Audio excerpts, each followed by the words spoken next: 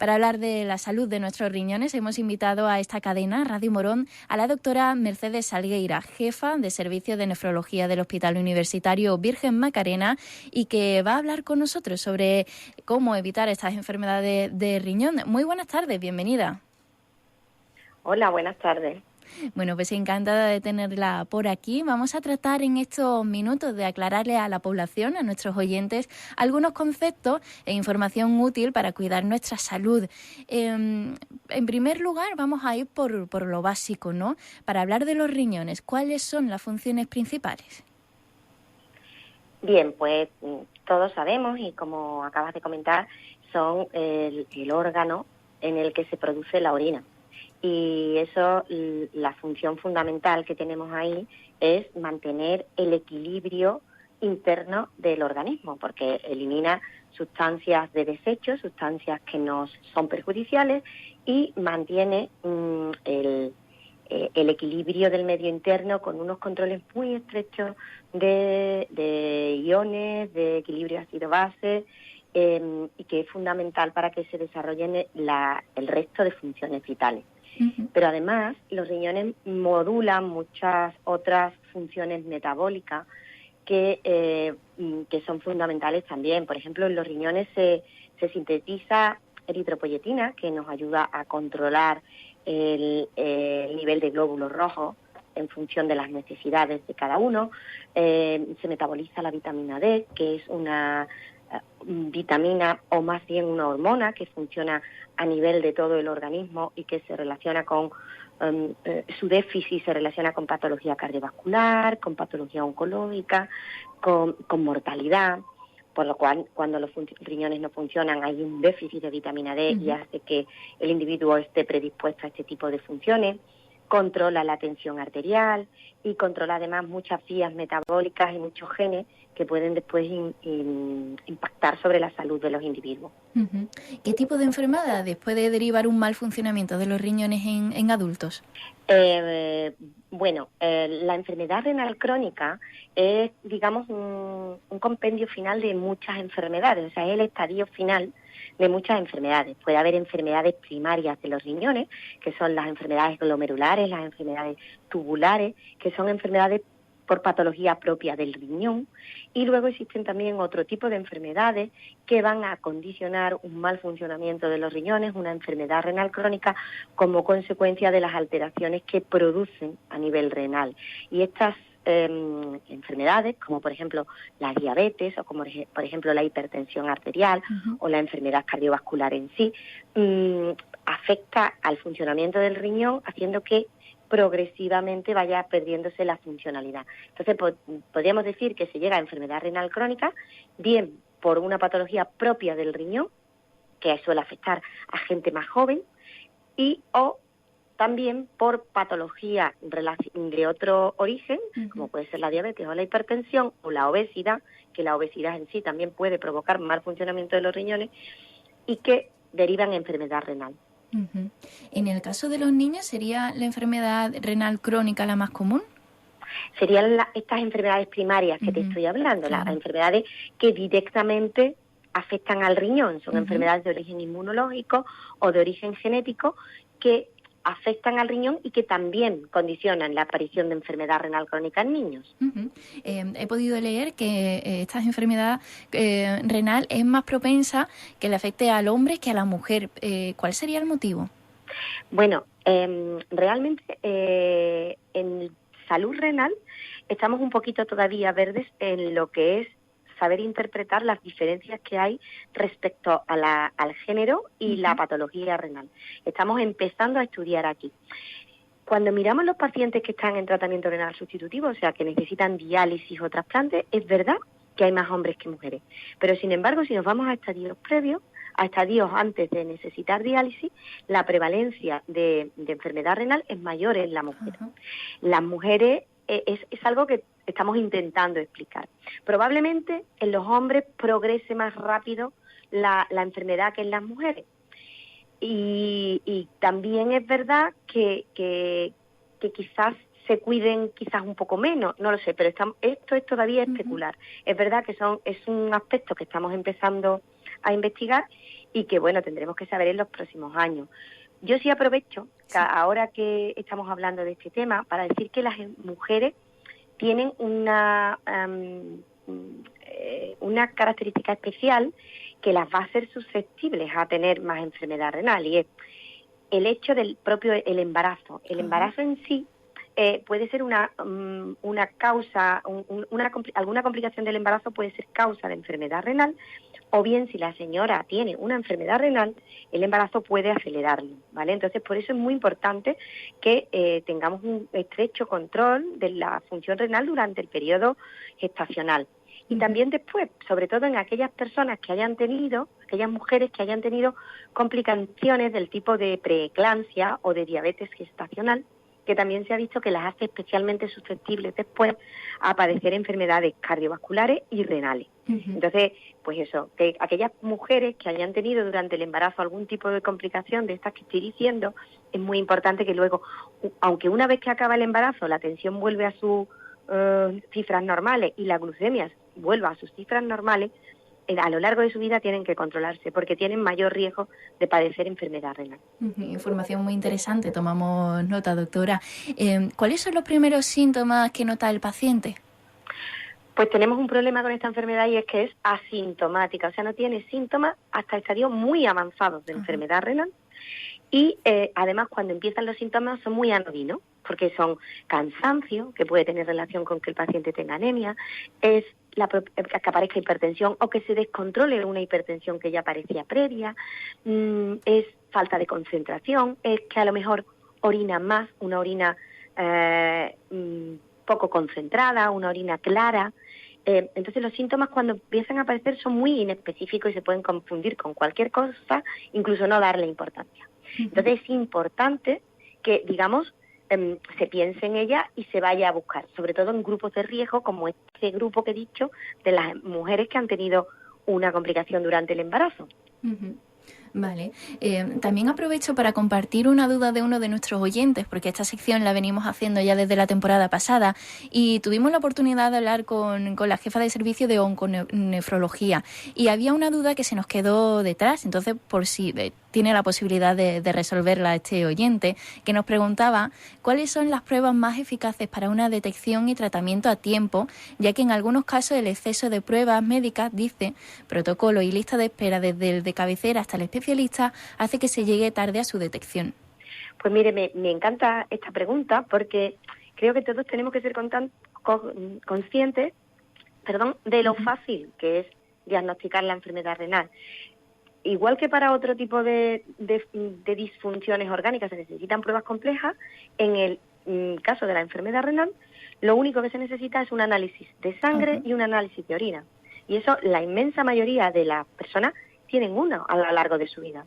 Entonces, pues es simplemente en estos grupos de riesgo, las personas hipertensas, las personas con más de 65 años, las personas que tienen hipertensión o que tienen enfermedades genéticas renales en la familia o que han tenido complicaciones renales previas, en esas personas simplemente se tienen que hacer de manera periódica un análisis de sangre y un análisis de orina. Con eso es suficiente para diagnosticar la enfermedad.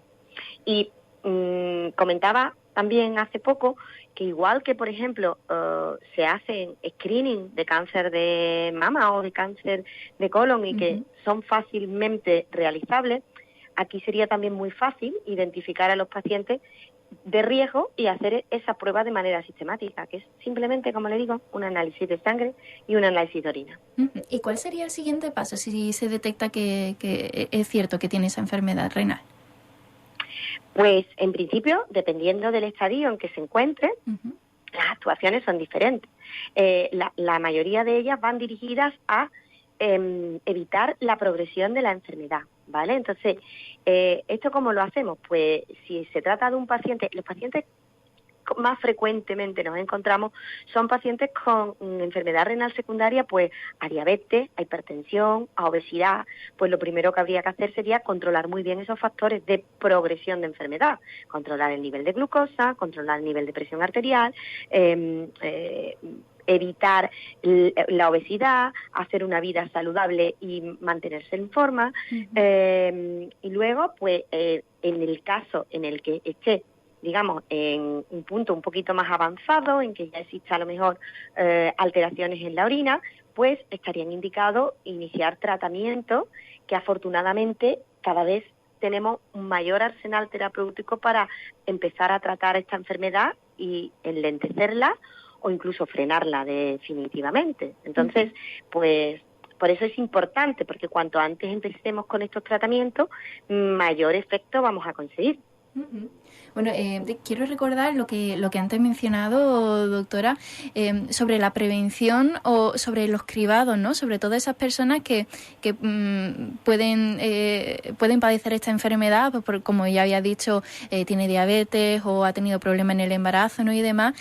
Hace poco estuvimos con la Asociación Española contra el Cáncer y también hacía mucho hincapié en esos test de cribado, ¿no? Y me parece muy interesante e importante que también se le dé pues esa voz también a las enfermedades renales y a la importancia de evitarlas, ¿no? O de hacer ese análisis precoz. También quería preguntarle por si hay algún factor genético que...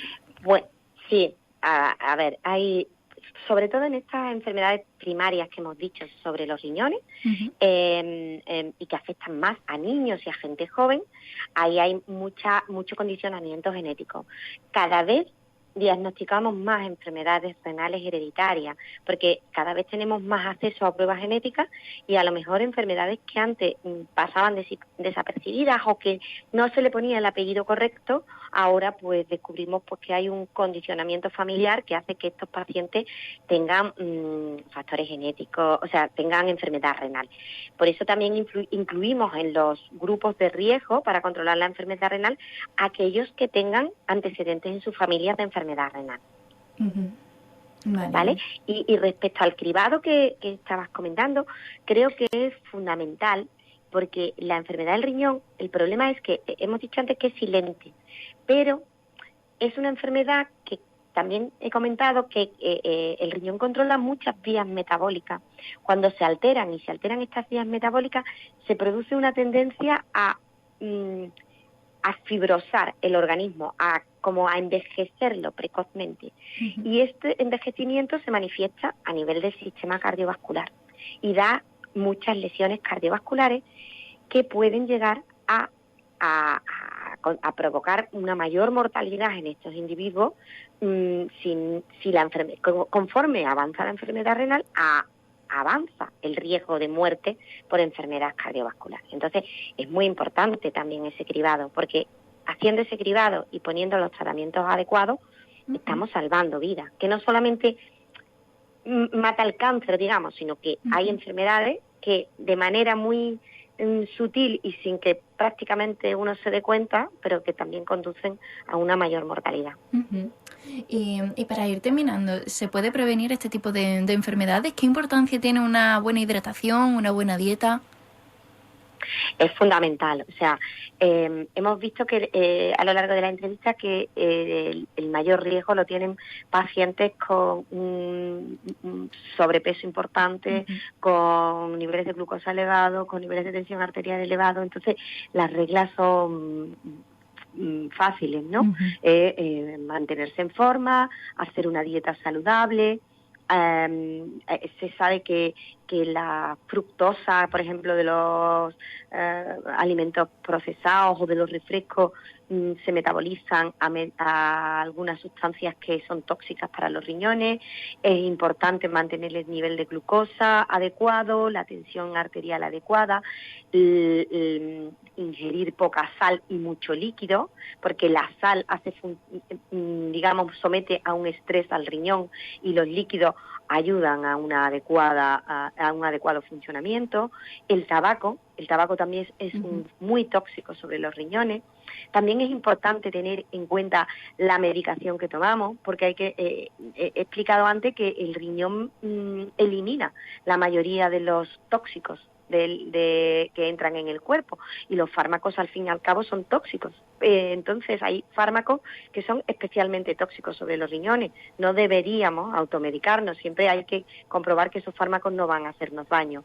Y por supuesto ese screening y esa vigilancia de todo aquel paciente que tenga factores de riesgo. Uh-huh. Y en cuanto al beber agua, porque siempre se dice 2 litros de agua al día o de 2 a 3, ¿pasa algo si tomo menos de 1 litro de agua al día? Bueno, hay determinadas patologías donde los líquidos pueden ser, beber un escaso líquido puede promover, por ejemplo, la formación de cálculos renales. Pero a su vez, cuando uno no se hidrata de la manera adecuada, puede no tener la cantidad o sea, que al riñón no le llegue el flujo sanguíneo adecuado o que le llegue con baja presión. Y esto hace que el riñón, en pacientes especialmente susceptibles, puedan tener también una lesión renal aguda, que puede a su vez también ir condicionando lesión y que luego vaya desencadenando una enfermedad renal crónica. Entonces es muy importante que bebamos líquido. Bueno, pues queda dicho. Muchísimas gracias, doctora. Comentabas que se está investigando mucho acerca de esta enfermedad renal, cómo se puede tratar. ¿Algún apunte sobre investigaciones actuales? Pues afortunadamente hay muchísimas investigaciones en marcha. Durante mucho tiempo los pacientes renales, por el hecho de tener una patología renal, no se incluían en ningún estudio. Hoy en día esta situación ha cambiado y cada vez se están ensayando más fármacos, tanto para el tratamiento de estas enfermedades primarias que he dicho que son más propias de gente joven, como para el tratamiento de la enfermedad renal crónica per se. Y estamos a la espera de que salgan resultados con nuevos fármacos y además tenemos, como he dicho, fármacos actualmente disponibles que han demostrado una evidencia robusta de que son capaces de frenar la progresión de la enfermedad renal. O sea que sí, que estamos en un buen momento para la patología renal. Nos alegramos. Y una duda que me surgía, decías que pueden aparecer los cálculos renales, que entiendo que son esas piedras de riñón, ¿no? Popularmente conocidas. Sí. Uh-huh. Sí, sí. ¿Qué paso tiene que dar esa persona que nota que algo le falla y le dicen eso, que tiene cálculos renales? ¿Cómo es ese proceso? Bueno, hay diferentes tipos de cálculos renales, ¿vale?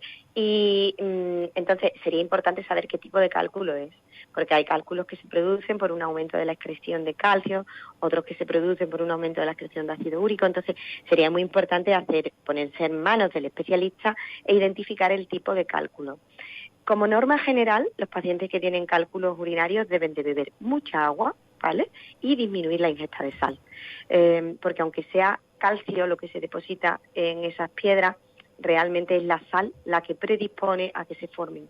Entonces, fundamental restringir la ingesta de sal y aumentar la ingesta de líquido. Y luego, dependiendo del tipo de cálculo, pues se podrá poner un tratamiento u otro y también recomendaciones dietéticas que favorezcan que se controle esa formación de cálculos renales dependiendo del tipo. Pues muchísimas gracias, doctora Mercedes Algueira, jefa de Servicio de Nefrología del Hospital Universitario Virgen Macarena, por participar en esta sección de salud y dar información muy, muy útil a nuestros oyentes y ciudadanos. Muchas gracias. Muchísimas gracias a vosotros por contar conmigo. Un saludo. Un saludo. Cadena SER.